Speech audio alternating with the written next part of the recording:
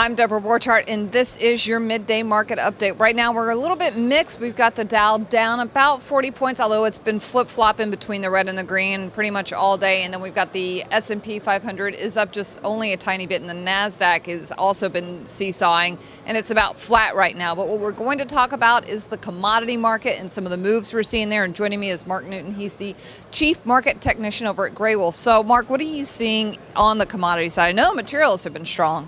Well, I look at the CCI index, a continuous commodity index. I think it tends to be a better basket of how to view commodities than looking at the CRB, which is very heavily energy weighted. But you've seen the CCI move up to the highest levels. It's retraced about a third of the entire decline from 2011, and it really is broken out just in the last few weeks. And that's interesting because a lot of people have been talking deflation, and this means if commodities start a big boom, it means they're absolutely wrong. Commodities could be starting, another cyclical bull market as part of this secular bull that really started in 2000. And so we saw a brief 2-year decline, but you've seen recently the metals move. You've seen energy, obviously, with what's happening, the geopolitical concerns, obviously, in Ukraine, and a big move up in Brent and WTI crude.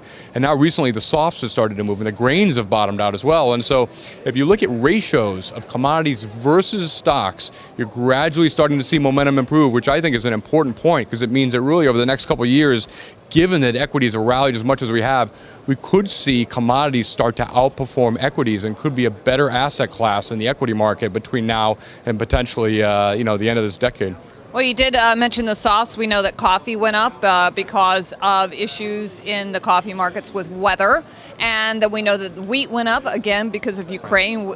Ukraine produces 16% of the global wheat out there, wheat and corn. And then I heard bacon went up. Like, don't touch my bacon, but I'm hearing bacon's gone up as well.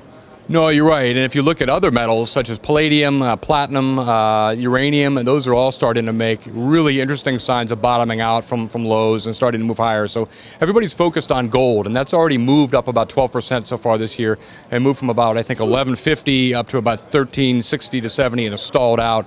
I think those will have good years, but they've moved a bit too far too quickly, and they probably need to pull back a bit in the next month or two before they can start a more serious advance. But, the grains and the softs are definitely interesting areas to look. All right, there you go. A couple of ideas for you today as the equity market seems to be seesawing back and forth today. Take a look at the commodities on the soft side and the grains. That's Mark Newton from Greywolf, and I'm Deborah Borchardt with The Street.